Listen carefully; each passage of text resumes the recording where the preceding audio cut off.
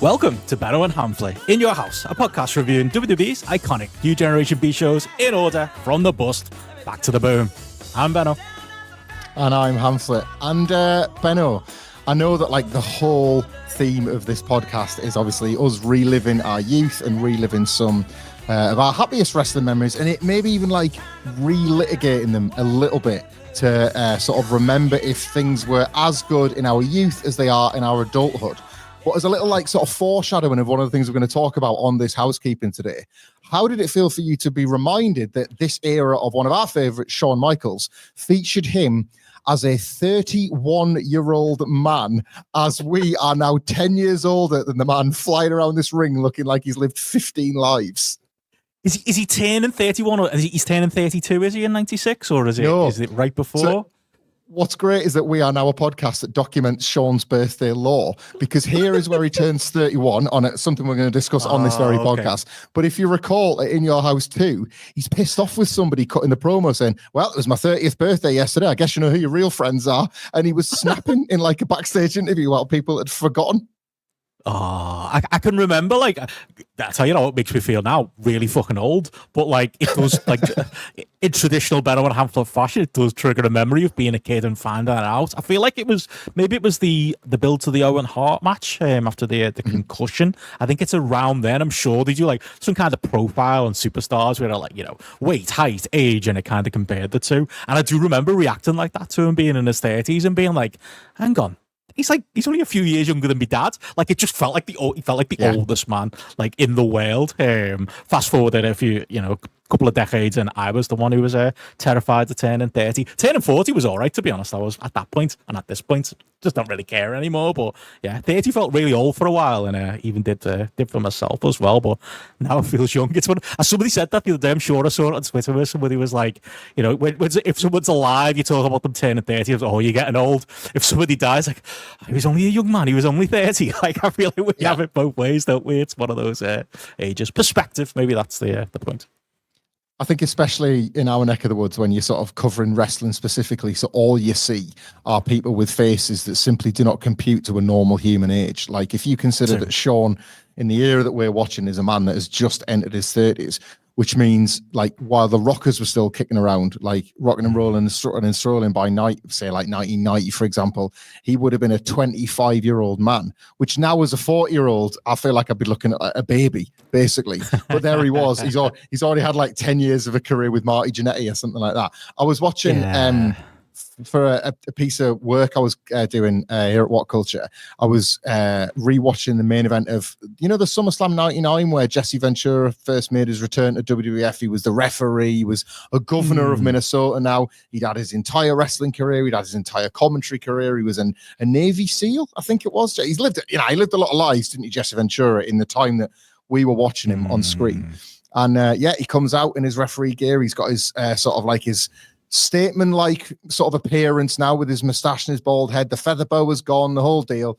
I was just like, I've got to know, I've got to check. So Jesse Ventura, age in 1999. He was the same age as, where are we at, 2025? Current WWE champion John Cena. So that sums it up, doesn't it? Like, it's funny though as well, because it's like, I want to play like the age game today when we obviously get to reviewing some of this Raw running up to the In Your House we're going to talk about today, and obviously we got the In Your House coming up in our next review. Every time I look at Jose Lothario, I want to play the age game. I'm like, oh, it's 1996. I wonder how old he is, to the point where my Google history like auto types it for me now. How old is Jose Lothario? Because every time I'm just disappointed, it'll say something like 60 or 61. I'm like, yeah, that's what he looks like. Fair enough. I was kind of hoping it turned out he was 25, because that's usually how that game usually lands with these wrestlers. But it's one of those things you can never trust it in wrestling, especially in the mid-90s. You have popped me so much across the course of this podcast. Whenever the name Jose Lothario comes up, you've always got a new reference or a nickname or just a cutting insult. So I'm pleased to say that today I've kept one in the chamber. I'm going to return the favor. I'm not going to tell you when it's coming, but there's some Jose Lothario content I've kept in the back pocket that I'm looking forward to unleashing later on in this podcast. You've been going back watching his youth, watching his prime. Yeah, I was looking at some 60s footage through one of those archive channels. It was Jose Lothario versus Bobby Fish. Would have been a classic. That bet they went Broadway. I was to that point. And Bobby Fish is a good example of someone. I guess he never had the prime, but like, what is a wrestler like? Say with football, isn't it? Like we always like with footballers, it used to be like your prime would be what, your 20s, and then you get to your 30s, and then it was like, well, if you're a defender, you can usually go a bit longer. Ashley Young, for Everton, was still a good servant to the club last year in the grand old age of what, 38, was he, something like that? Goalkeepers can kind of last to about 40, 41, can't they now? He's a gobshite, but Ronaldo's pushing that. Neville Southall, there you go. Like, obviously, at the time of recording, Everton have got they just added a Legends game at the weekend. It was fantastic at the new stadium, I'm sure. But yeah, there was like somebody going, we should put Neville Southall in goal for that. I don't think that's fair. I think like even 3 years after his retirement, I think, or even during his active career, I think Big Nev's body had caught up with him. So it catches up with different players at different times when it comes to the footy. But with wrestling, it's a harder one to pinpoint, isn't it? You probably would have said, I feel like it swung. I feel like in the 80s, it would have been like, oh yeah, you're not a proper wrestler until you hit your late 30s and then into your 40s when you got the mind to go with your body. And then obviously Attitude Era in this period when I think it swings a lot younger. And then now literally like all the big stars on telly are mine and your age, all our heroes are like, they are younger than us, but only barely. I think NXT has got a lot to answer for. I'm not sure where it lands at this point. I think obviously physical prime is what it is, and somebody's body is going to age how it ages, and people are going to get injured, or some people are going to get lucky and stay healthy or whatever. But I've had this conversation with so many people, and certainly like on our podcast when we get asked the question or when age comes up, and it's all agendas, isn't it? Like sometimes people will use age to mock somebody just as they'll use it to put somebody over, like Terry Funk was middle-aged and crazy, but John Cena needs to cover that bald spot. It just depends on like what the agenda that people are serving at the time. But my big thing, and I always go back to this, is I think it's so important, and here we are doing it. I'm sorry that a bit of wrestling analysis might speak into this podcast, Benno. I do apologize, but like I think it's so important to like analyze like the TV age of the character. How old does that character feel on the show that you're watching? Oh, mate. Let's just say hypothetically, I don't know. I can't pulling a show out my ass. Let's just say me and you were one day going to get together and review Hulk Hogan's heel turn in 1996. I don't know. We'd have to find the time and place to do that. God knows where. But let's say we were going to do that, right? In that moment. When Hogan turns heel, he's zero again. He's brand new. He's like, it doesn't matter that he's like Hulk Hogan and he was looking old. He was looking like Russ Abbott. Shout out to Andrew Dice Clay in 1993 WWF. Like he was halfway to retirement when he was filming Nightboat, things like that. This is a heel Hulk Hogan. He's zero as far as I'm concerned. You've never seen this. So you're going to get like, yes, the Piper match is going to stink. And yes, like when he's doing stuff with Jay Leno, it's embarrassing wrestling. But like in the immediate aftermath of that, I don't care. He could have been 100, but I want to see this Hulk Hogan playing this Hulk Hogan. It's like, I think people do need to understand a character's age more than a wrestler's one. It's only when the body lets them down to such an extent physically that you kind of can't hide it. I think that with Hogan is though, he's the one that stands out, doesn't he? That like when he was in the 80s, when he was world champion, if somebody told you like when you were a kid that he was 50, you go, yeah, fair enough, bald spot, makes sense. Crap mustache, yeah, makes sense. And to be fair, he could never move anyway. So like, yeah, for him, the older he got, it didn't really matter. Like even his sympathy babyface for him, they used it as a positive then, didn't they? And played it up as like similar to Jake the Snake that we've been talking about recently, where he's like the wounded old Terry Funk-esque old man. But it's funny you say that about like TV shows. That is actually a thing I remember from going through a midlife crisis in my 30s, where like I'd be just watching a random TV show and it just popped in my head. How old are they? Or are they younger than me? And I'd be like looking up the IMDb of when the show was filmed and how old the actor was at the time, and just trying to, all right, well, I'm all right because they're 37 and they're playing a 25-year-old, so it sounds, not realizing that like the most beautiful people in the world in Hollywood, and it's not quite the same as me being at home. But I don't know, maybe the most extreme example of that was probably the day I found out that James Gandolfini was playing Tony Soprano. I think he was like 38 or something like that when they started it, as was the wife as well. The two of them were a couple in the late 30s. I think the character was supposed to be that old as well, which is like it's the fucking head of a prime mafia. How is that possible? But yeah.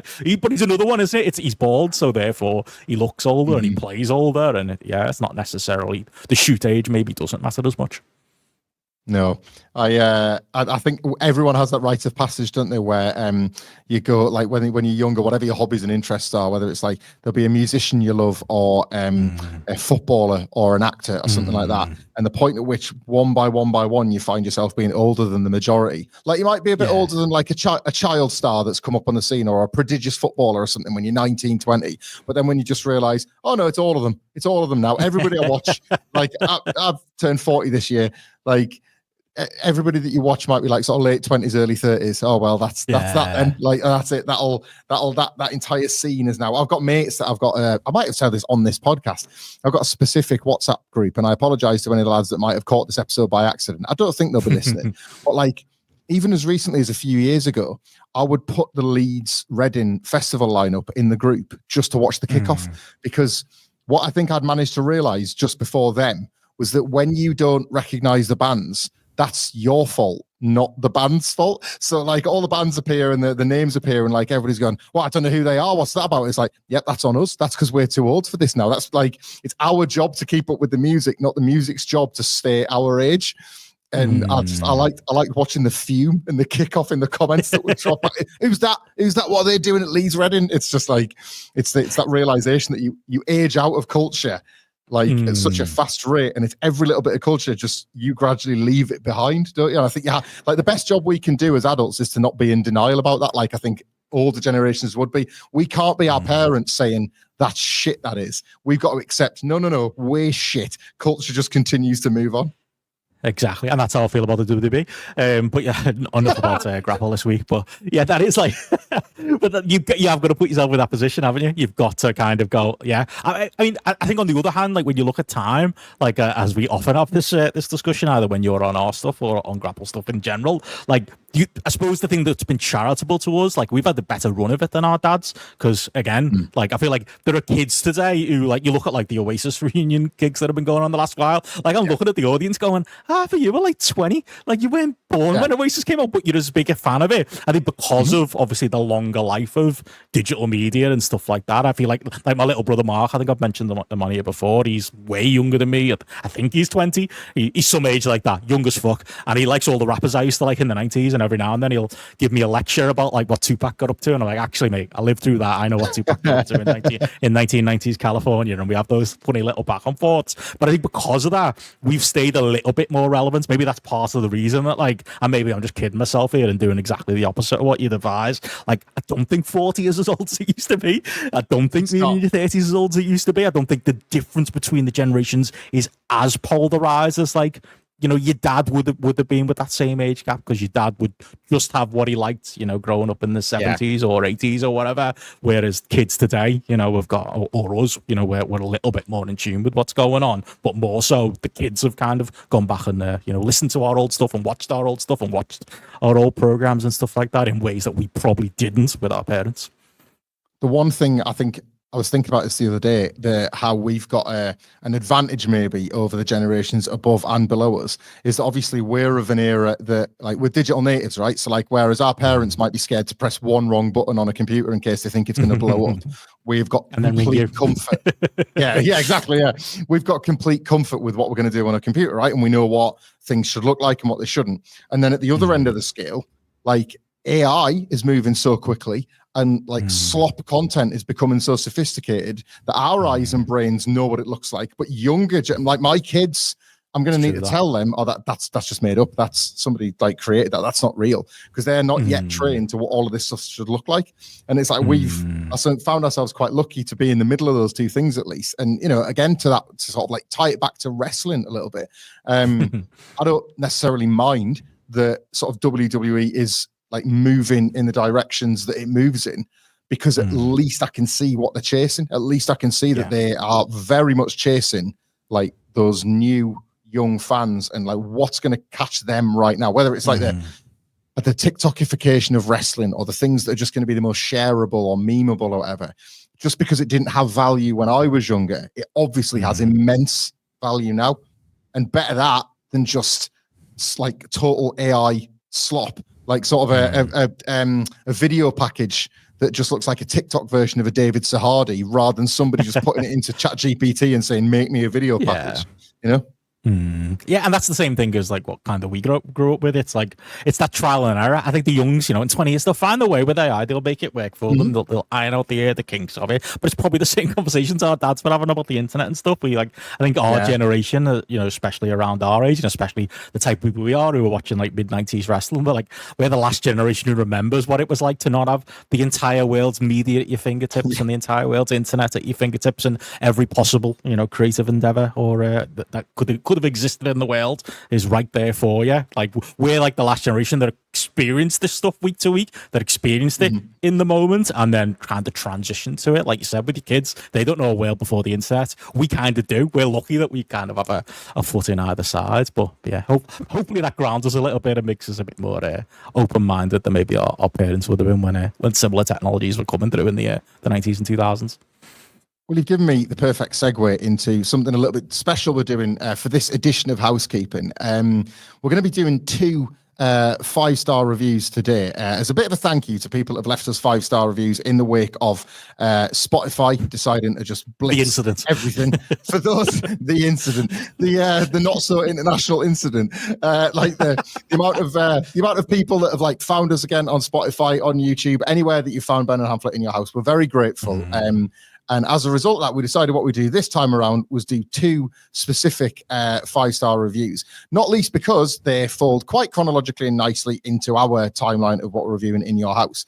But it does bring me to the first one, which I will read out. Again, for those that are listening for the first time, if you've caught us completely randomly, if you want to leave us a 5-star review, after the review in the little comments box, if you want to put some text asking myself and Benno to review anything for one of these housekeeping episodes, it can be something within the New Generation era, but not that features on and in your house. It can feature one of the key wrestlers from their career. It can feature absolutely anything, to be honest, and me and Benno will talk about it outside the main in your house reviews. And this first one kind of ties to what we were talking about because it's from Podcast Addict and it's from Chris Elliott 84. Thank you very much, Chris. It says a merger of my 2 favorite podcasts. And thank you very much for that, Chris. Yeah. Always a pleasure to hear the lads talk about the business in this era. Mid-96 was the first time when we got Sky in my house, so this lines up with that era perfectly. My 5-star match review is a match from Monday Night Raw on the 22nd of July, 1996. A tag team title match between the Smoking Guns versus Shawn Michaels and Ahmed Johnson, featuring a notable debut which sticks in my head as it was the first episode of Raw I can remember watching. Chris, thanks so much for that. And we're going to get into the review shortly. But yeah, having Sky and the memories and the feelings of having Sky or cable or whatever it was for the first time. Today, as per what you said about everything being on demand, I just went back and found this episode of Raw on Netflix. It was no problem to find it whatsoever, completely on demand. I could show my kids it later on the Netflix on their own tablets for that, Whereas back then, I still didn't have Sky at this point. And I love that Chris has isolated this one as his first. I was going to ask you this. I think you might have mentioned it before. Like, I can remember my first Raw when we did get Sky. Like, can you remember yours? No, maybe not so much because like it's a bit of a blur for me because I probably talked about it before, but I can remember like the boom ends 1992, 1993. Obviously a big delay for us. For us, the whole media boom kind of went through at least the start end of 1993, or at least until the school term was over with. But like all your mates kind of tune out of wrestling. No one's watching it anymore except for me one mate in my street, Barry Grundy, and I think I've said to you before, I'd go around to his to watch WWF Mania or Superstars or whatever it was to get my little fix of WWF. So like I think maybe the reason I'm so like high on this period and wants to come back and look back at it, and the reason I probably love Shawn so much is it was at some point in late 95 that we got Sky in our house, because there was a point in our street, like we'll always say, big moment when Telewest came and the whole street got cabled and all my mates got cable TV. We still didn't get it. It was a little bit wild. Again, it's a bit like that. That's the Coke Pepsi thing, or for you like the Fed versus WCW thing. Sky felt proper, cable felt like the kind of lesser one. So once we actually got Sky and we got the satellite like put on the side of the house, it felt like a big kind of like show off moment of like, we don't need that shit cable. We've got Sky. And like I vaguely remember maybe, I don't know what show it would be, but like the period of it, because it would have been, when Sid double crosses Shawn and they start the Shawn babyface run with the power bombs, and that angle, like as we talked about at the time, gets repeated on TV like over the course of like 2 months. It's like every second segment is that, it's like the Tell Me a Lie video, which would be on a constant repeat as well. So it was around that period and it was around that time that like I rediscovered WWF, even though I've been trying to keep in touch with it there through my mates and stuff like that, but can't pinpoint the exact one. There is just nothing like, and I'm assuming Chris had it from this summer onwards, really. There is nothing quite like having your own access for the first time when you've been relying on other people. Like mine was, I think I've told this story on this pod, but I got Sky and the internet in the same week in October 1997. So after years of 7 years of begging, borrowing, stealing and getting things at car boot sales and the occasional birthday trip to Woolworths or whatever, to be able on a Friday night to just watch Raw. And it turned out to be the run-in to 1997 Survivor Series, which was all that people were gossiping about on news boards because of the stuff that was leaking out about Brett and stuff. I couldn't wrap my head around. It was like a total sensory overload. It was a complete, I've got too much here. And I remember it was the Raw was it had a match between Triple H and Goldust on it from, again, it's October 1997. And I think the week after that was Ken Shamrock getting a title shot against Brett. And it was as good as the last thing Brett did on TV before, obviously Shawn and Montreal and everything. And just that feeling of in my own house, on my own telly, watching Bret Hart defend the WWF title.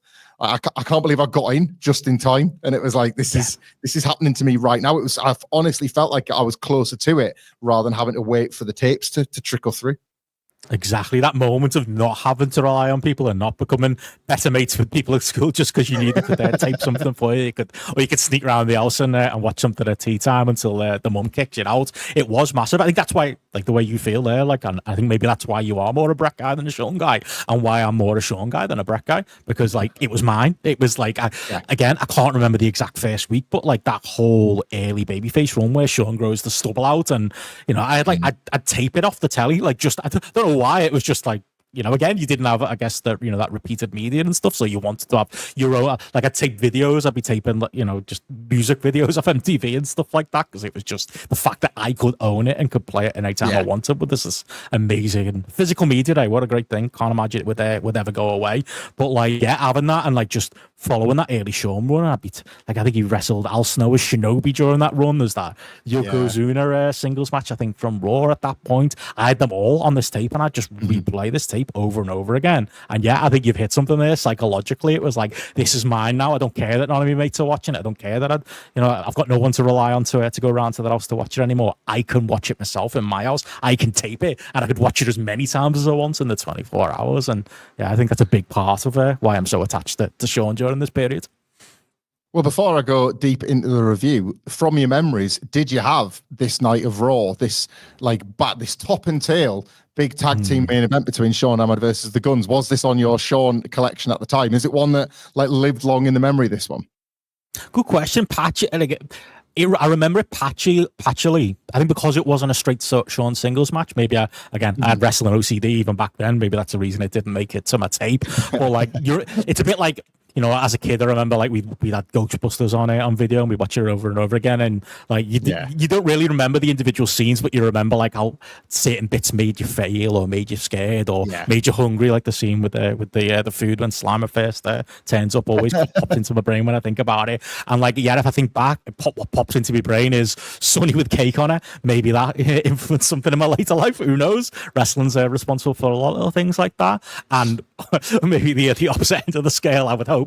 Ahmed Johnson being attacked by Faarooq Asaad at the end of the show in the bright blue outfit, which again, obviously we're going to get to, but I don't remember knowing that was Ron Simmons. I don't remember putting the ins and outs of it together. I just remember that outfit. So those two tentpole moments definitely ring a bell, but the ins and outs of this Raw or the matches themselves, as much as I love Shawn and Ahmed being mates, that didn't necessarily trigger a memory for me. You just reminded me there as well when you mentioned, I said Ghostbusters 2 was my tape that I just played over and over again, but also that phenomenon that I imagine people of a certain age, which we're fully aware people might be listening to this podcast, it includes quite a lot of them, of films that you taped off the telly. So when you watch it now, you're waiting for the ad break. You can remember where the ad breaks cut into films that you taped off the telly, and it's that's where that ad would be. That's where that ad would be. I've got this. I think Mary Poppins was a taped off the telly film. So whenever if I ever see that now with the kids or something, I'm thinking of when the ad break's coming. It's bizarre to me that the film just moves on rather than going to like some British gas commercial first or something.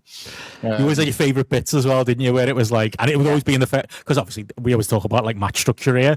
Like it does link to wrestling, kind of, but most films have got a similar structure to a good match. You know, there's a big babyface shine for the first section of it. Then the incident happens, like what happened to us, and then there's a bit of heat, and then there's the big babyface come back at the end. Like that's literally a wrestling match, and it's a film. But as a kid, maybe there's something psychological there. I don't know if you were the same as me. I'd only ever watched The Shine. I'd watch like the first hour of Ghostbusters, and then when it got a bit moody and it got a bit dark and the world looked like it was going to end, it was like, turn it off now. And then next time you turned it on, you wouldn't start from there. You'd rewind to the start and you'd watch the first hour again. There's so many films like that. Ace Ventura, The Mask, that was another big one for me as a kid. But I feel like I only ever saw the first half an hour or an hour, maybe again OCD thing or an attention deficit sort of thing. I'm not sure, but maybe that bleeds into what I like about wrestling too.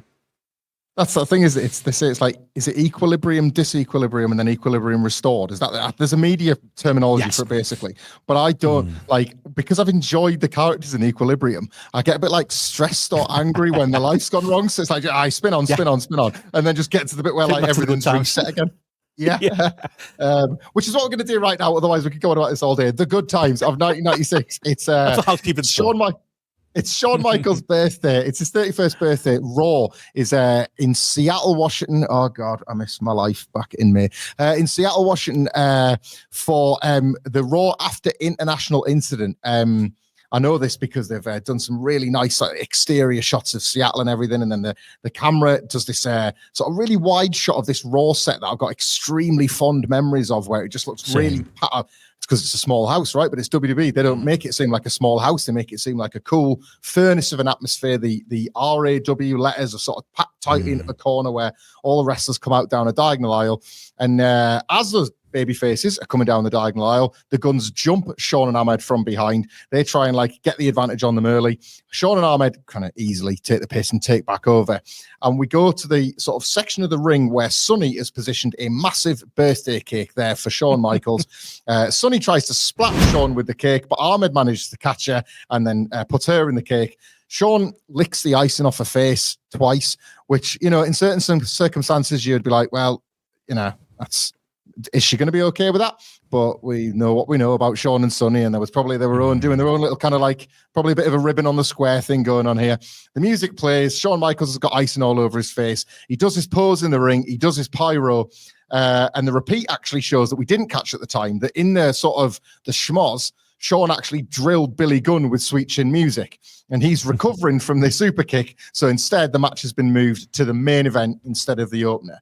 I'll get your thoughts on that, Benno, but obviously for those that maybe aren't aware or just needing the context, this would become something of a familiar trick on Raw in this particular era, because what was happening now, Hulk Hogan was in the NWO. That was what was happening now. And WCW was beginning that 83-week run. And if you were going to try and hook viewers, you then had to lie to them to keep them on side, because it was all too easy for the Americans to get on their uppers and downers and move over to Nitro. This at least was the idea of Raw starting now with this match in 50 minutes. So yeah, this was a bit of a gamesmanship by WWE here. Yeah, and stay tuned for the Boiler Room Ball review at the end of this podcast. Still a trick, still works. Keep it alive. But yeah, like that's obviously what it is at the time. Watching it, you know, wouldn't have clicked onto that. It would have just been feeding into, oh, look at the baddies, or you know, maybe it wasn't morally the right thing, but laughing at, you know, what Shawn did to Sonny. Like, I know what you're saying about like their personal relationship. I can't. I've read bits of Sonny's book, so it kind of sends a shiver up my spine now when you think of it. And again, and it's also the reality of poor Chris Candido. And the other thing that like drew a shiver up your spine was Vince's commentary on it. Know what we know about that as well, being like, well, it is his birthday. It's like, oh, of course you think that, you fucking cunt. But like at the time, you don't know any better, and you're kind of going along with it. That's maybe one of the many reasons Brett hated Shawn as a babyface during this period. A lot of things he would do, you probably wouldn't encourage your kids to do either. But yeah, as far as like a bit of booking, it made sense. And it kind of made sense as like, again, this was like the lead off from international incidents, and they properly, heavily like advertised it during the pay-per-view, didn't they? And I'm sure in the TV leading up. So like, yeah, I'm sure it did the number for that first little bit of quarter. And then, yeah, you want those people to tune in at the end and not flip the channel and go over to Nitro as well. So makes sense. And yeah, it's a little bit cheap, but you know, you do get your money's worth to an extent by the end of the show. Indeed. Well, yeah, we should point out as well that this is an acute bit of TV booking, isn't it? Because Shawn and Ahmed have defended their singles titles against the Guns in the weeks previous to this, and now the Guns, and they've beaten them handily, and as a result, now the Guns have kind of got no choice but to defend their titles against Shawn and Ahmed. And as part of this TV taping cycle, there would be yet more title overlap in theory, but an event at the end of this match scuppers the plans, and we will get to that. But yeah, the match is on for real in the main event of this Raw.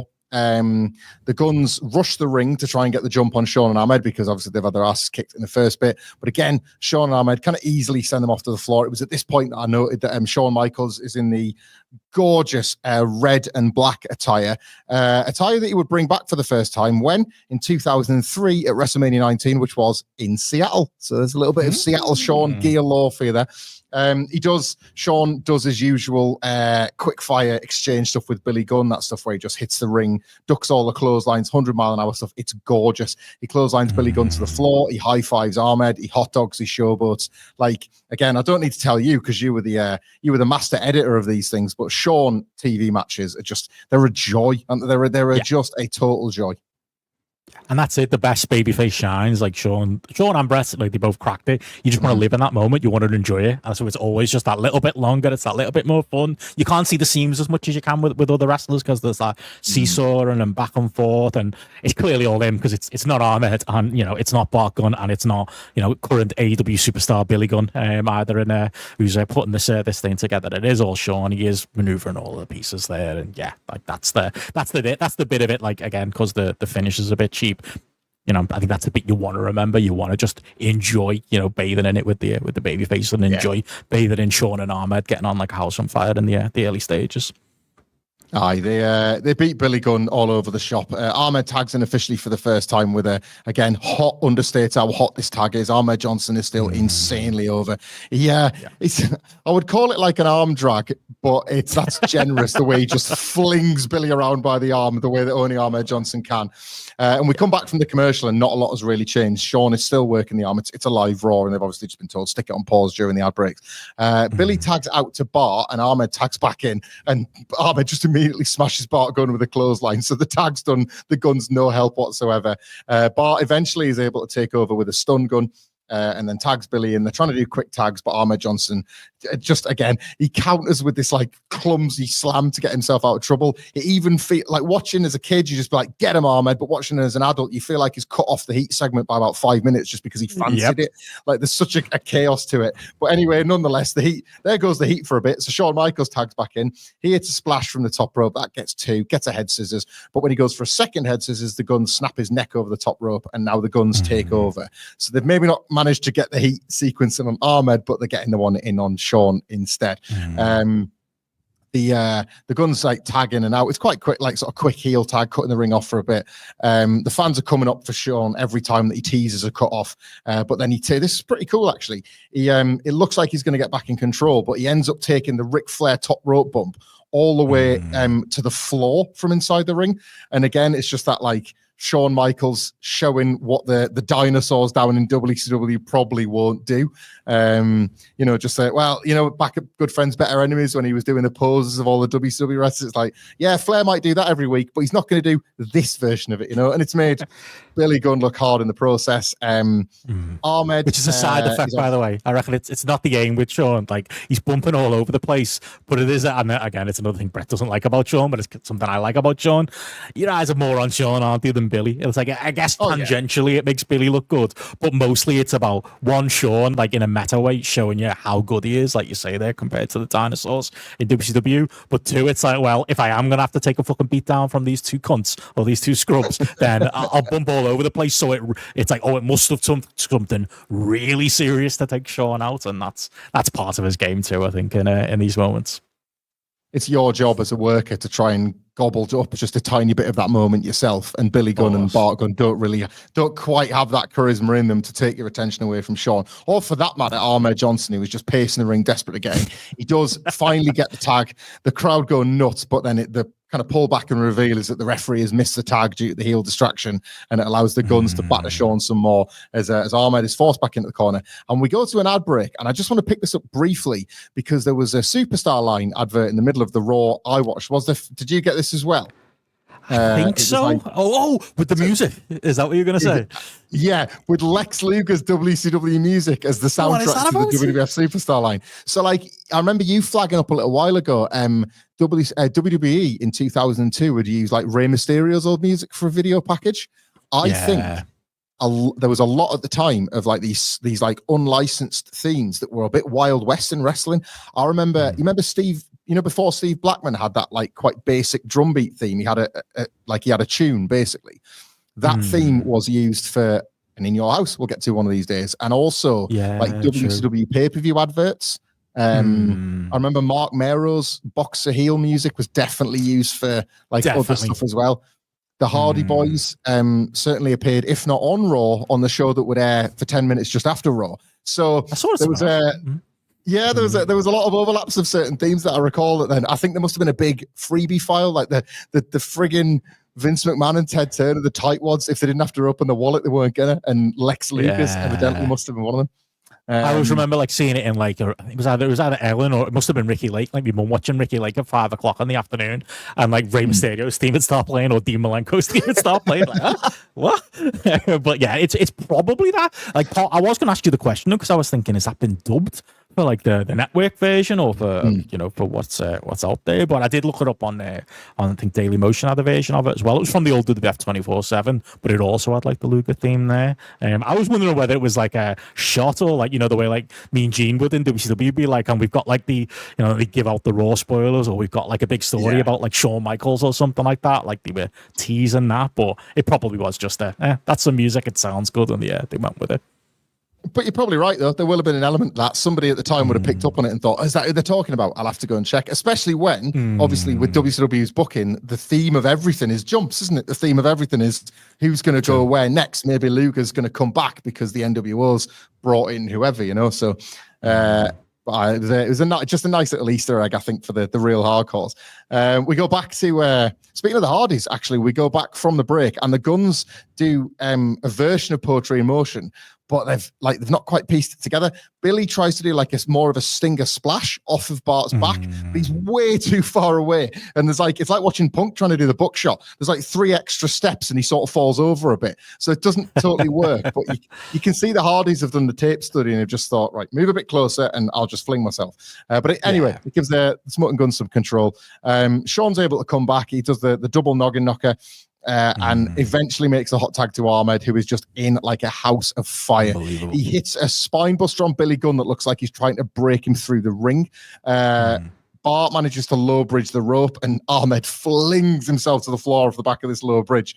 And as Shawn tries to manage both Guns in the ring while Ahmed is out on the ground, a mysterious figure in blue comes out and boots Ahmed right in the kidneys, as we would later find out. The blue guy is just beating the shit out of Ahmed Johnson. The bell has rung. The Guns have got the advantage over Shawn Michaels. Sonny has moved from the Guns to cheerleading for this mysterious figure in blue. And Shawn is finally able to chase off this figure. And when the cameras pull back, they reveal a face, and Jerry Lawler identifies the man in the blue helmet as Ron Simmons, which is kind of a very weird way for Raw to go off the air. We would later learn, as you point out, that this is Faarooq Asaad. The kick to the kidneys was enough to basically injure Ahmed Johnson all the way into conceding the Intercontinental title, which he was supposed to defend against Faarooq at SummerSlam. And this also created another spanner in the works for WWE, because on this very same taping cycle, they held a battle royal to determine who would be the number one contender, the WWF title the night after SummerSlam, which was won by Ahmed Johnson. Those that may remember it, he trucks Goldust out of the ring. He nearly falls out himself, and he's hanging upside down on the ropes. His arse has completely swallowed his trunks as usual. And the referees have to push him back in, and Ahmed's won. And it's like the night after SummerSlam, but that had been taped. He didn't yet then know that he had a ruptured kidney. The match never happens. Maybe they were building to Shawn versus Ahmed the night after SummerSlam, or Ahmed versus Vader, maybe, for the night after SummerSlam. Yeah, that would make sense. Yeah, that was clearly on the agenda. And it would kick off a massive angle with like a massive storyline with Faarooq and Ahmed Johnson when Ahmed was fit to recover. But yeah, a lot as this Raw went off. And just a couple of little notes for the context around the time as well.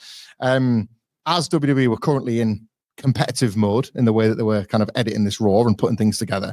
Nitro didn't actually feature the NWO from this week. I had a look. I went and skipped over and had a little nosy at the Nitro from this week. They were live again from Disney, and Savage, Luger, and Sting beat the Horsemen. And the announcers were openly querying if Ric Flair might be a member of the New World Order because he wasn't there with the Horsemen. So at this point, they're so paranoid. Where's Ric Flair? Oh, he's not here. There's a limo backstage. Is Flair in it? Is he a member of the NWO? There was that amount of paranoia. And it was the 6th week, this particular Raw and Nitro. This was the 6th week of the 83 weeks that Nitro defeated Raw. It was a 2.6 to a 2.2.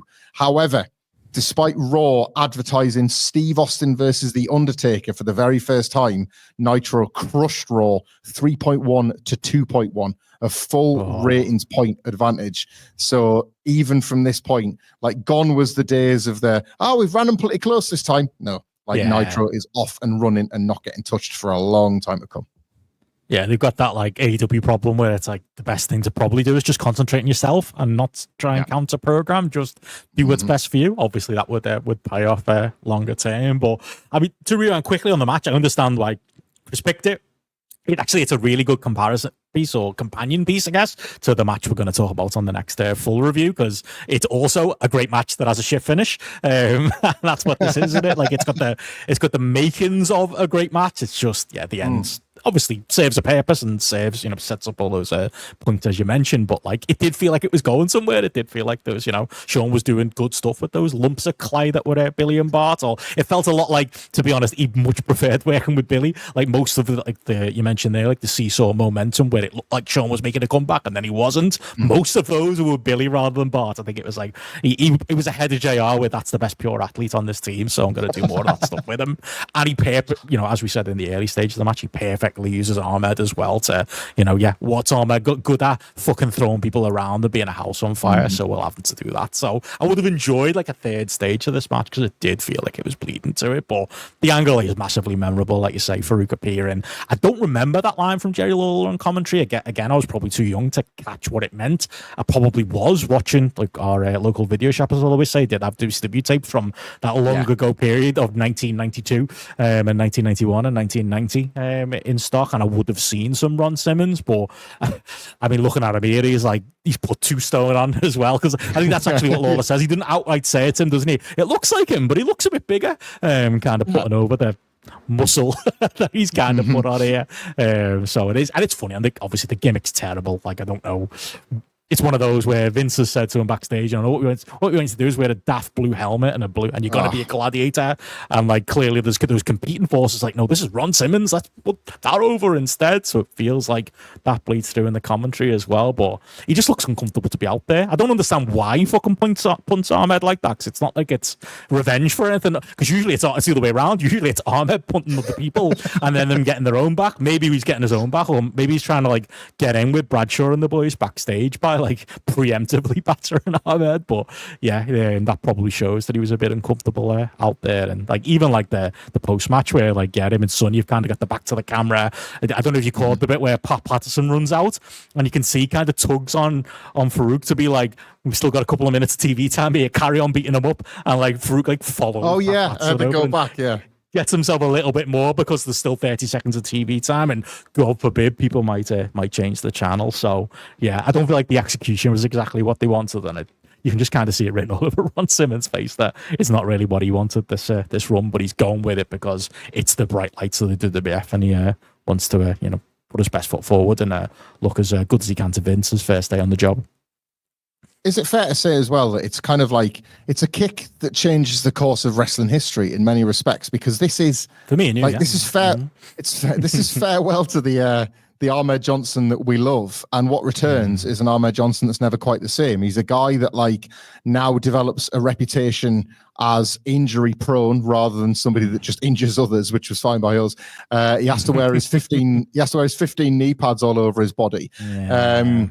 It changes now. The vibe with Ahmed Johnson changes. There are still flashes of the old Ahmed in there, but it's as if like this injury layoff and this little break seems to weather him about 10 years. And I think this is the hard stopping point of the golden era of Ahmed Johnson. What begins after this is the very, very, very slow, like long road out of the company. Like this was it. This little run, late 95 to mid 96 was the true peak of Ahmed. Yeah, you had like this tiny window to shape that raw diamond that was Ahmed and maybe just push him a little bit slightly in the direction of like, all right, it's great that your house on fire. It's great that, well, not great that you're hurting people, but, your shit looks good when it doesn't look shit. There's a bit of there's always one or the other extreme with him. They had that little moment to do, but I think he's probably, in hindsight, always going to flame out because he was always going to, if someone didn't hate him, he was probably going to hate himself. It might be a bit British Bulldog trapdoor where it's like the thing we always tell ourselves is that it was Faarooq who did it, but he probably hurt himself doing a plancher or something, didn't he, on a house show? It was probably something he'd already done to himself knowing our Ahmed. So, yeah, it was probably, he shone bright, but he maybe shone too bright for the world in 1986 and maybe flamed himself out as much as anything. Well, as we say, like flaming himself out, he was unable to make SummerSlam against Faarooq. So that Intercontinental title match was cast aside from the SummerSlam card. But everything else towards SummerSlam was built across, I think, almost the entirety of this one Seattle taping. This was back in the era where sometimes they were filming up to 4 Raws at once, which was obviously another reason why Nitro was just able to steam ahead and leave this very, especially like by the end of week 3 and week 4, you could feel it in the buildings, this like sterile atmosphere of these Raw tapings. And yeah, that does take us to SummerSlam, because our second 5-star review request this week comes in. Again, thank you very much for leaving us a review. This time it was actually on Spotify. So thank you for leaving the review in the comments. If you found us again on Spotify, Benno's done the incredible hard graft and we are back there available. And this is from Emp Steve. Thank you very much, Steve. He says, for the 5-star review, it would be amazing if you could dive into the Boiler Room Brawl from SummerSlam 1996, which was sort of perfect because obviously we'd be looking at SummerSlam and the events of SummerSlam anyway, heading into Mind Games, our next In Your House full review. So why not look at one of the biggest talking points from the show? And to this point, Benno, before I dive into the recap of the Boiler Room Brawl, I thought I would treat myself to a look at the SummerSlam 1996 free-for-all. You might remember some of it. I might be able to. You might remember the Bikini Beach blast off and the little pool that they'd like erected in the sort of the backstage area where like Todd was interviewing the superstars as they were throwing the beach ball around, and Jerry Lawler's floating on the pool, and TL Hopper finds what we think is a turd, and it turns out to be a Baby Ruth chocolate bar after he takes a bite out of it. High concept stuff, It's remembered, of course, for Steve Austin defeating Yokozuna when Yoko falls off the ropes, and Austin's won the King of the Ring, but he's on the SummerSlam pre-show, all that kind of stuff. That's not what Housekeeping is going to cover, Benno. That's for other podcasts to cover that. No. We're going to cover an interview with Paul Bearer and The Undertaker because it builds nicely into the Boiler Room Brawl. But we're also going to cover a backstage interview with Shawn Michaels and Doc Hendricks, where Shawn does a not great job of his backstage promo, talking about how Vader might be the biggest man and he might be the strongest and he might have pinned him at International Incident, but tonight at SummerSlam, I'm going to get the job done. He's a bit stumbo-bumbo. He can't quite get his words right. Shawn has these nights sometimes, especially when he's got to be Mr. White Meat and, he's the biggest arsehole in the locker room and he's having to put on a bit of a front. But anyway, Doc Hendricks, Todd Pettengill, they were always really good at being like fanboys and cheerleaders for Shawn Michaels. And I was like, well, Shawn, like, I wish you all the best. You're going to do great. And he just wraps it up. The interview is done and dusted. They're in a locker room and Doc goes, thank you so much, Shawn. Thank you so much, Jose. And before Doc has even finished wrapping the interview up, Shawn, loud enough for us to hear him, picked up on Doc's microphone and goes, thanks, Jose. You were great. And slaps his leg. And then as the camera's pulling away, you can hear Shawn just taking the piss going, Jose, man, you shouldn't talk so much. The man hasn't said a fucking word. I feel like I've seen that recently somewhere. I didn't know you were going to mention it, but like that is like maybe there's a compilation somewhere of like peak Dick Shawn moments, or peak having a bad day Shawn moments, because that's definitely one that stands out. That's funny. I did think you were going to go the route of the Austin Yokozuna match, because that's my bad memory of that free for all. Not seeing it in real life, but just seeing the magazine photos and like wanting to see the visual of fucking hell. How did Steve get out the way when the rope broke? How did they pull that off? But yeah, at some point, like I must have seen that as well, because that did give me a laugh. The bullying Jose talk continues. Like Shawn's still got a few months of this left to go. But yes, there was a really great interview. I was glad to watch, and I think I've forgotten the little key detail. The Undertaker and Paul Bearer hit the ring for an in-ring interview with Jim Ross, which I realized must have been to give the crowd the Undertaker entrance. because he wasn't going to get it for the Boiler Room Brawl. So that makes sense why he would bring him out the sort of the formal way. So the Undertaker comes out because, guys, entrances are important.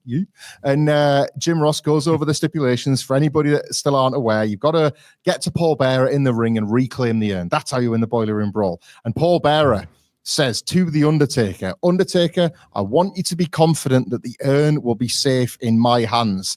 The integrity of this sacred vessel will not be compromised, and that's a promise. And then the Undertaker says he promises to extinguish the flames of Mankind, and then he says, when I arrive back in this ring, let the funeral begin. And there's just a lovely bit of foreshadowing from the two of them of what's to come. And I was like, fair play. That's nice. That is nice. Because who is going to go back and watch a free-for-all 29 years later? Podcasters, that's who. So I was really glad to pick that one up. I was glad that they left that one in for us. But dare I say cinema there, mate. The Vault needs to get that on the YouTube channel. I imagine like the HD free-for-alls that the Vault could be uploading right now. Let's just say, right, this is never going to be the case, never. But imagine if somebody that works on WWE Vault listens to this podcast and they were to hear us requesting free-for-alls to get randomly uploaded. I would love that. I might as well be shouting into the void and at the wind because nobody's going to hear that. Anyway, moving on. There's a video package which is narrated by Todd, which is fantastic. It talks about how both Mankind and The Undertaker exist in the dark, but at least The Undertaker believes in the light. Mankind's campaign has been one of complete terror, while The Undertaker is basically simply trying to survive. But now it's become about rage and violence. He's been dragged into Mankind's world, and if he wants to fight in Mankind's world, he's going to fight in the Boiler Room, the bowels of the building. That's kind of what they've been building to. It's about the similarities between the two and how Undertaker has had to basically get sucked into Mankind's maw. And then we get the match starts proper with the Undertaker's music playing for the building, and Paul Bearer walks to the ring, and it is a bit like Jose Lothario walking out to Shawn Michaels music, isn't it? It's like it doesn't look quite right that like the sort of the plodding manager is coming out instead of the wrestler himself. But they've had it on the free fall at least. I guess before we get started, we touched on this a little bit on the last review, I think, but like. I don't think you were an Undertaker guy. I wasn't an Undertaker guy, but I was very much an Undertaker versus Mankind guy as a kid. And was your mind as blown as mine was at even the idea of a Boiler Room Brawl? Because I could not fucking wait for this. Like, it took me until the match to find out what a Boiler Room was. I'm still not 100% certain, but like, again, the mystery of that kind of added to it as well. But yeah, I think the reason I do actually love this match, and I think part of the reason is, I think I was never an Undertaker fan, but growing up, I always had mates for some reason who were Undertaker fans. Like, even to this day, like Matty fucking loves the Undertaker. Like, my mate Carl loves the Undertaker. My mate Simon Owen, who I grew up with, loved the Undertaker. So anytime we'd like be wrestling in the backyard, I'd probably be Shawn Michaels, or maybe I'd be Bret Hart, and my mate Simon Owen would be the Undertaker. And like, we'd always have like these brawls. And like, the reason I bring it up is that's what this match reminds me of. Because like, do you remember being a kid and like, you'd just make do when obviously we didn't grow up with wrestling rings. I wish we did. And I wish we were like Americans, where like you could, how many Americans turn like trampolines into wrestling rings in the backyard? Like, that was that kind of thing that we never did as kids. Should have. Best I did was like tying bits of rope around my arm and pretending to be the Ultimate Warrior. But like, you'd make do, and you'd have like these brawls, just using whatever was available to you. And that's honestly what the Boiler Room Brawl reminds me of. Like, just using just an empty space, using a corridor, using whatever was there to like do a match without a ring. And I can't think of before this point seeing a match without a ring. Vince Russo's wet dream, obviously, but like, that's what we'd be doing as kids. We'd be inventing that type of wrestling, inventing like, falls count anywhere matches by like brawling in the entry and brawling in the backyard and using like the broom or using whatever was available to you. And that's what this feels like, this match. And it was like, oh man, like how cool is it to see them in like a setting that isn't a ring? How cool is it to see them, having to use the props that are around them and stuff. So yeah, while I wasn't an Undertaker guy myself, like I was in love with this match and the concept once I actually got to see it and see what it was. Benno, man, you've read my mind here, because I've got in my notes, this was the tail end of me still playing with my wrestling figures, like my Hasbros. And I remember, because I took my Hasbros very seriously. I think I mentioned this before. I had books, I had notes about like who was wrestling who on what show. I would make little posters for my own benefit of the certain big pay-per-views. I've said it before. I turned Scott Steiner heel years before WCW did.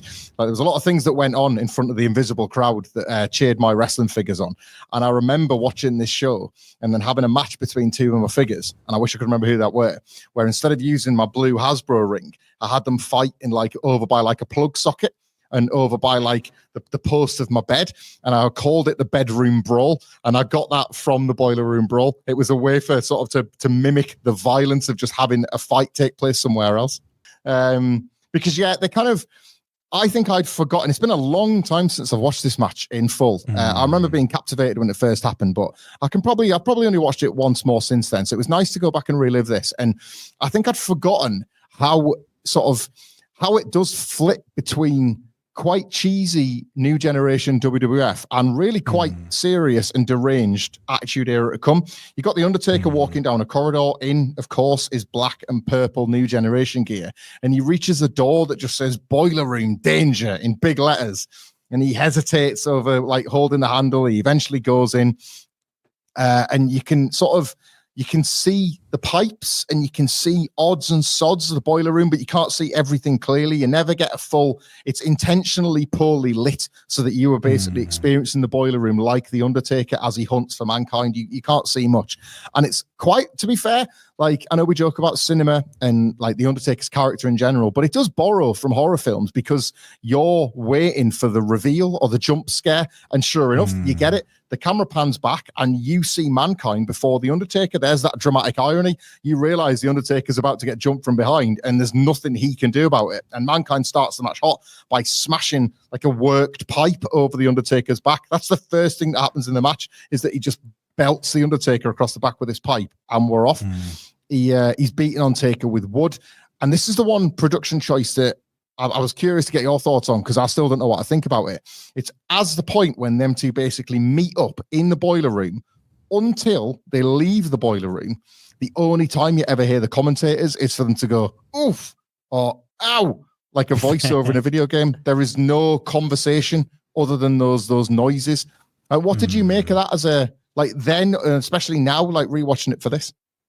It makes it feel different. I reckon I wouldn't have liked it if I was there, because like clearly the people in the crowd, based on what you see later in the match, they've just got big tellies that have been wheeled out on like in your nan's house, where they like wheel out for some reason, like they'd hide the telly like it was something to be ashamed of. I don't know if your grandparents were the same, and they'd wheel it out whenever it was time to watch something. That's what it looks like. And I don't think there's any big screens. I think it's purely that, and obviously the Tron that's there on the entrance, and the fans are trying to squint to watch. So I don't think I'd enjoyed it if it was them. But again, it just felt different. It felt cool. Like I didn't recognize the fact that, you know, it's 1986 and this is deathmatch wrestling, but I did recognize that like there's just something different. I don't know what it is about like Mankind that makes it different, but it does look like that bit harsher. It does look that bit more hardcore. It does make that, you know, those bumps that he's taking and the weapons that he's using, just and like I say, the sound of them is a gigantic part of that. Just feel a bit more real and do like the add to like the cinema feeling of it. It's like it's that feel, like you say, that the feeling of Undertaker walking into, what's he walking into? They try and recapture that, don't they, in like subsequent cinematic matches and subsequent boiler room brawls when they did the couple of times, tried to go back to it, but because it was in the unknown and you didn't know what Undertaker was going into in this particular moment, like it's way more effective here than it would be in subsequent times the other day. Yeah, I think like the fact as well that sort of a lot of it, and you know, I'm assuming, and Mick Foley's talked about in his book, they knew roughly obviously where they needed to get to and how they needed to get there, and maybe this was about sharing offense and who was in control, but how they did that seemingly felt like it was quite ad hoc, and it was quite sort of, well, there's the thing I can grab and I'm the one on offense at the moment, so I'm going to hit you with it. They kind of just hit each other with whatever they can lay their hands on, and that makes it feel quite authentic. There's only a couple of times where the weapon has obviously been put there in place for a specific spot. It's just like, you know, there's obviously a point where, like, say, for example, the Undertaker will be selling and be crawling away, and the idea is go over there because now we're going to play with those weapons, and go over there, now we're going to play with those weapons. None beyond that, none of it feels overly agented, which is quite nice. No. Mankind as well, in terms of replacing the commentary, his squeals I think are really effective in a boiler room setting. That constant noise he is making, he doesn't sound happy to be enacting like all Mankind is pain. He's either feeling pain himself or he's experiencing the turmoil of like beating up the Undertaker. Like it's a sense of like violence and horror that I just don't think WWE had ever played with before. And then like every time the feed cuts, which you can hear the boos in the building, and it felt like you got the snow effect on screen. It's obviously because they just needed to cut something in the matches. This portion of the match is obviously taped. When you're old enough to know, but like they've obviously just decided to put a cut in. But the feed is quite an effective way to do it. It's janky, and it makes it feel like the poor cameraman that's gone in there, Blair Witch style, has now been like caught up in the action, and he's had his wire come out, and he himself is a bit scared or something like. You tell your own story, don't you, when those little cut-ins happen, and at no point you're thinking, right, they're splicing together a taped match. It just adds further the uneasiness and the drama of it.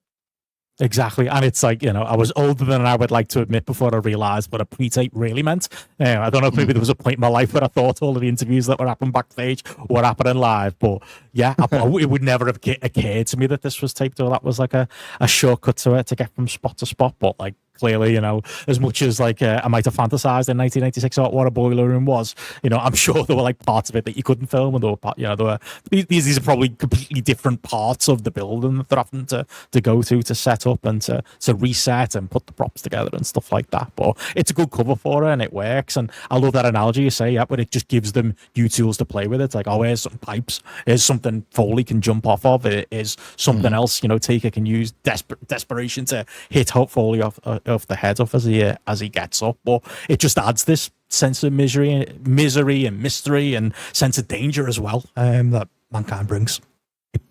Well, you say about Foley jumping off. There are two spots here that I would say are probably the most replayed from this Boiler Room Brawl.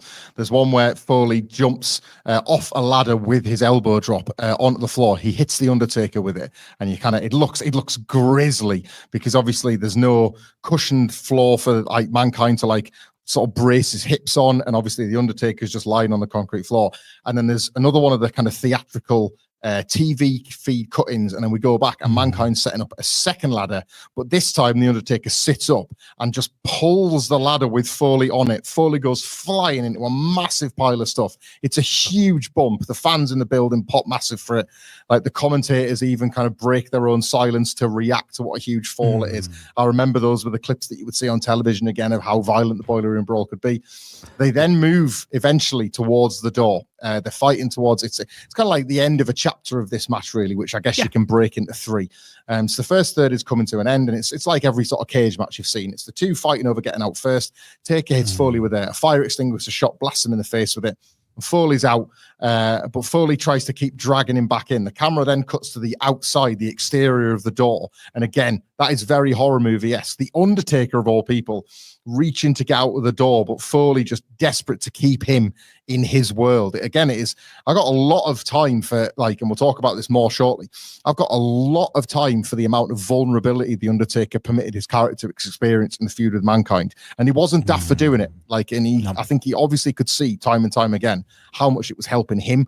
You are not getting this amount of depth with fucking King Kong Bundy or somebody else in the $1 Million Corporation 1 year earlier, and you sense that the Undertaker knows that with Mankind. It's exciting, You can feel that respect that obviously we often make fun of with Undertaker, but like you can see it's there for Foley. I think Shawn has it as well when we obviously talk the pay-per-view in the next show as well. But it's like, not to jump ahead too much, but like I think he literally gives him his body, but he also gives him Paul Bearer as well that we're going to get to. That shows you how much he's behind this Mick run, and how much he sees him as like a credible threat here. But that's the thing with Foley. It's like you mentioned, like the big spots there. It's not just what he's doing to Taker that puts him over as like this monster that's different than anything Taker's ever worked with. It's the way he takes everything, because like you say, even that like stage managed bump, like it's a high bump, and very clearly they've set up it's pallets and it's things to kind of break Mick's fall, but it looks like nothing else you've seen, and it looks like something that somebody's taken that you've not seen any other wrestlers, maybe outside of Shawn in the odd gimmick match, take in the WWF up to this point as well, and that puts him over too. And like again, being willing to do that stuff is probably the reason that Undertaker realizes that he comes across as such a threat, and he's such a different proposition that I don't lose anything by selling for him as well. So it's a bit of a give and take there. Yeah, that's it. It does. It is feeling like, obviously, it's easy to say with hindsight, but it feels like they both know they're winning from this, and that's a nice. Yeah. When both wrestlers are in that, it allows them both to be in a selfish business. You can actually be selfless, which is nice. And like to the second sort of act of this match, I guess Foley is now trudging. He gets out the boiler room and he tries to barricade the door just to stop the Undertaker, to give himself a bit of time, basically. But the Undertaker powers through the barricade, and now they're just having a fight in a corridor. They walk down this corridor, and wrestlers are bunched into groups, kind of chanting on. You even catch like Stone Cold Steve Austin and Bradshaw next to each other back when they were at the same level. Jim Ross likens it to a prison. Likens it to a prison riot, and he's not wrong, is he? That is what it feels like. There's just massive detritus on the floor. Yeah, and the inmates just going crazy for it. They're just leaving their shit everywhere. Mankind, what a great bit of stunt stuff this is. Launches this huge coffee urn at the Undertaker, and obviously it's gimmicked and there's a bit of dry ice in there. But all of a sudden, Undertaker's selling the hot coffee and the steam's filling the shot, and it's a fair old urn that he's just lobbed at him as well. So that's super effective. And at long last, they make their way out of the corridor, into the building, into the arena, and thus begins the third and final act. Taker manages to take back over on Mankind, hit him with a clothesline on the floor, which Foley takes a grisly bump for. And now the commentators are back in the action, and we're headed our way to the ring. They as you pointed out before, they're fighting near those shoot big tellies, the ones that would get rolled into rooms, and one nearly falls over and smashes. Mankind tries to look like he's working with it, but I think basically he wants to stop it going on the floor because it would have gone. It's huge, this telly. So that was my first thought. Who owns it? Yeah. Is it an arena telly? Because it looks like it's there for them to do something with, like everything else you've just listed backstage. Every prop is there for a reason, but I don't think these are props. I think they're just legitimate shoot tellies that they need for the front row audience to see the show, and I'm sure they didn't want to break them on the arena. It's a race to Paul Bearer at this point, so maybe that's the excuse of why you wouldn't just use every single weapon, because they're both trying to climb them. But you're right, you can tell that these tellies are fully operational, and it's not like a hollowed out box or a Jeff Jarrett guitar, isn't it? Somebody's getting badly hurt if they can even lift that. They work up. There's big rest in peace chants. The fans are with the Undertaker to beat Mankind. Mankind pulls the mats back to expose the concrete and go for a pile driver. And Bearer, after hitting the pile driver, Bearer kind of backs off in the ring as Mankind goes to the apron to sort of lurch to get into the ring. But the Undertaker sits up, grabs the ankle, and pulls Foley just back outside the ring so the two of them can have a brawl on the apron. And then, Jesus Christ, the nasty plunge, flat back bump from Mick Foley off the apron, splat onto the concrete floor. When I talk about Mick Foley splatting, if you've ever watched him, you know what I'm talking about. But he just takes this one all back and neck and head. It is brutal, and he's done. Mankind is done. The Undertaker gets in the ring, and he's shattered, but he makes it. He does the iconic Undertaker pose. He puts his hand out to take the urn, and Paul Bearer doesn't give him it. He instead turns his back, and the announcers are confused. What's going on? And before we really have time to process it, Mankind is back and he's recovered, and he attacks and he applies the mandible claw. And it's at this point that the camera cuts to Paul Bearer in the corner, and he's laughing. He's flashing this evil smile. Jim Ross is the first one to clock it, and he's confused. He doesn't know why Paul Bearer could possibly be laughing. The crowd start booing. They've realized that some terrible, terrible fix is in here. And then Mankind starts to crawl towards Paul Bearer, who starts shining the urn up with his tie. But the Undertaker has fought back at this point. He started to recover. So Mankind has to put the mandible claw back on him. And Mankind then holds the Undertaker up. And Paul Bearer starts slapping him and kicking him.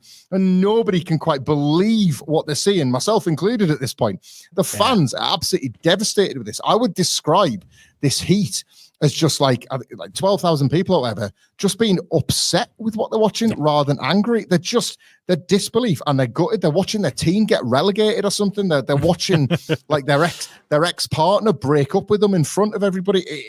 There is a real palpable feeling of heartbreak in this building as the match continues. This is not a chair shot, swivel the hips, 3 count. The match is, you're having to live through this horror playing out in front of you. So they're booing, but they're shocked. Foley keeps kicking away at the Undertaker, but the Undertaker selling the kicks and selling the mandible claw. At this point, is just confused. He crawls over to Paul Bearer for one last reach of the urn, and Bearer smashes the Deadman right in the skull with the urn. It makes a really great clattering echo noise that you can hear through the building, gets that shock reaction. And then he hands it over to Mick Foley in the ceremonial fashion. Foley immediately turns it upside down in that really cool way that he would cradle it. And then what I would consider the best ever use of the Mick Foley closing music. Like Bearer just looks on in disgust at The Undertaker. He embraces with Mankind as Jim Ross eulogizes the end of a 6-year bond, a 6-year relationship. I'm getting goosebumps recapping this. Paul Bearer just like snarls at the camera and says, "I'm Paul Bearer and you're not." And that's his only explanation for what he's just done to The Undertaker as this music plays. That's like, obviously was always like this sort of this minor key happy ending music, but it was always to Mankind. So it always felt really dark. It's never felt darker. It is heartbreaking hearing this music, watching this betrayal by Paul Bearer. The two heels leave. Bearer, kind of the more you think about it, the more you realize that Paul Bearer has watched this play out from the sidelines all year, and he's watched The Undertaker fail and fail again to Mankind, and he's realized that maybe the darkness is now with the true Lord of Darkness is in fact Mankind, not The Undertaker. And you're kind of invited to put this together a little bit as the heels leave, and then when they're gone, the lights flicker, The Undertaker's gong fires out a couple of times, and a bunch of druids come to take The Undertaker away. This might be the only time ever on any podcast, whether it be Benno and Hamflett or on WhatCulture or GRAPPL, when I'm a guest with you guys, where I want to wax lyrical as much as I do about how fucking brilliant this Undertaker lore is. Like, like you can keep your Hulk Hogan joining the NWO because Paul Bearer has just turned on the Undertaker.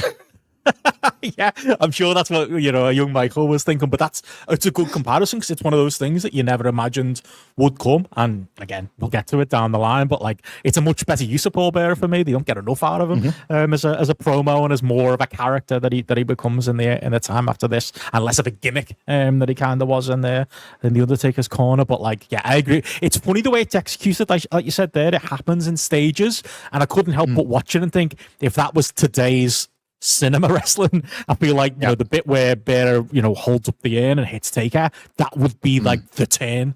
They would have just done that. That would be your moment, because you know, they do it in a much more, I don't want to say like, you know, mature way, or a much more like, it's more convoluted, it's more complicated, it's more in stages. But I think that works with the grief actually better. You get a better moment if you do the bang turn that I think they'd be tempted to do now. But you get something a little bit more context, with a bit more context, a bit more depth, because you get to live in those moments. Like, hang on, why is he not giving Undertaker it? You've got like that. Why is he not giving Undertaker the urn? You've got that like moment of worry.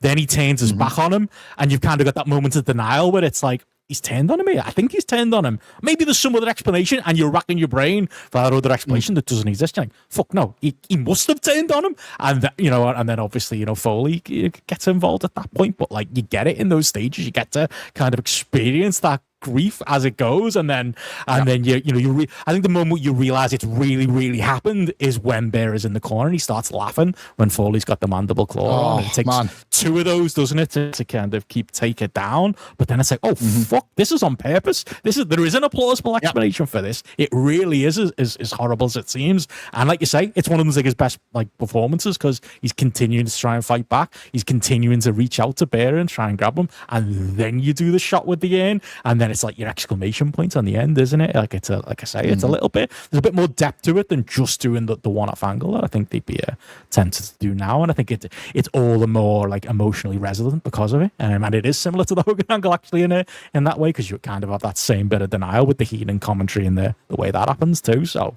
yeah, it's brilliant. It's been thought out stage by stage by great wrestling minds, and yeah, Paul Bearer is very much one of them. I think it's so key that it happens in this feud, because one of the themes, if we're going to be like media studies about it, of the Undertaker Mankind, is kind of like the humanization of the Undertaker. Like, yes, the Undertaker is somebody that likes the dark and likes the darker side of life, but that doesn't necessarily mean that he likes the evil side of life. Mankind embraces darkness for evil, whereas the Undertaker has embraced it for good. And ultimately what's happened is evil is winning, and the Undertaker is fallible, and the Undertaker is beatable. And now, like, he's been proven vulnerable because Mankind has found something else that the Undertaker can be beaten on, which is his loyalty towards Paul Bearer, and how that's ultimately cost him. And this is this constant humanizing of the Undertaker ahead of a big 1997, where obviously him being a bit more, I don't want to say relatable, but I guess that is what it is, because the storyline that obviously brings in Kane requires you to accept the Undertaker as a living, breathing human being rather than a space zombie. It's different. Yes. And it makes his work better as well as a result too, because he can move around with a bit more freedom. Like, I'm glad you mentioned that, because you see like a little bit of that when Better originally like turns round on him. Like, it's kind of like he almost breaks character, doesn't he? It's like, what are you doing? Give me the end. Like, there's like just a little second of like, oh, that's a human. That's not just like you say, the zombie. And you know, we did get little flashes of that like, around this period. He wasn't full zombie like he was in say 1993, but like they kind of build on that and more so. And also, I was going to say it makes sense on the other end as well, because a turn like this is always problematic, because it's kind of like, well, if Mankind's better than the Undertaker, surely he'd win on his own merits. Why if Bearer's got to help him, surely Bearer must think, well, Undertaker's better. But like, I think there's enough depth to it, and like, it's not about the winning or losing the match. He's seen maybe Undertaker slipping, but he's also seen that, yes, as we say with the Mankind Undertaker character dynamic, Mankind is unlike anything else Undertaker's had to deal with, both in the way he can take violence and the way he can dish it out. And it makes logical sense, like you say, that Bearer might be like, well, that's the actual real dark side now. That's the real monster I want to get behind. And you can see the opportunism there. So it's one of the rare times that actually logically makes sense to me, because that finish has been done a lot of times in a lot weaker ways. I'm honestly so grateful for somebody outside of like the In Your House matches themselves isolating something that I knew that me and you from the Undertaker that we would actually appreciate. I feel like we earned this one after the Undertaker versus the Undertaker from SummerSlam '94, didn't we? Like, we deserve this. I think those live fans did after all of those fucking casket matches that ended these In Your House tapings over and over again. This is the honestly, I think I'm probably going to be like you. I think more positive on Undertaker now for this next little period, and it's the run up to here that we haven't seen a lot of through just the In Your House lens. But like, going forward as well, he's definitely a lot more of an interesting prospect than he was in say 1995. Absolutely. And I mean, that leads us quite nicely into a preview of our next podcast, reviewing Mind Games In Your House 10, of course, which does feature The Undertaker against Goldust again, but in something they've at least billed as the final curtain match, the last time we will see them on pay-per-view, having seen them about 16 times already. The Mind Games card also features Owen Hart and the British Bulldog going against the Smoking Guns, the defending tag team champions. Mark Henry will make his in-ring debut. He also appears at SummerSlam as part of the Jake Roberts, Jerry Lawler feud, and he'll fight Jerry the King Lawler at Mind Games. The aforementioned Mankind Shawn Michaels main event, something of a lost classic. I'm looking forward to digging in with you. There might be a little something that isn't on the advertised card that we will get to when we get there. But of course, the real main event is Jim Cornette versus Super Sock Jose Lothario as he makes his return to the big stage of pay-per-view. All that and more in Philadelphia, Pennsylvania, which I don't know, we'll just see how that plays out, shall we? Look forward to getting into that. Look forward to getting into the Philly law, but obviously, that match is it's not a one-match card, but it might be a one-match card. But is it the peak of Shawn's run? I'm looking forward to finding out. But again, what a great appetizer was seeing Foley's other best work of the year there with Taker. Imagine that, getting there to see them both together, and you don't have to wait long for the next show. Indeed, and if in the meantime, while people are waiting for that next show, they want to find you, where can they, Benno? Yeah, you can find me on Twitter at Bedson Richard D. A little bit more active now, and obviously you can find all my GRAPPL stuff by searching GRAPPL Noe wherever podcasts are sold. Again, and we are up and running like Benno and Hamflett is. Took a couple of emails to certain podcast providers, but it should all be sorted now. And all over all other stuff, including our show with you, looking at Bash at the Beach 1996, is over at patreon.com/GRAPPL as well. So please do check that out. I'm at Michael Hamflett. Search my name or WhatCulture in all the usual places. I'm also available on X. I'm taking a little break on there at the moment, but obviously you can still find all the usual gubbins about this podcast and everything else on there. On WhatCulture, we've got the daily wrestling review and preview podcasts of all the WWE and AEW stuff, including last month, by the time you're reading this, a bumper edition of the review where we cover all 6 hours or so of it, that we try and wrap in about a third of the time. But it's a podcaster's privilege rather than a curse, isn't it? So that's it for now. We'll see you at In Your House Mind Games, and until next time, thank you for the house.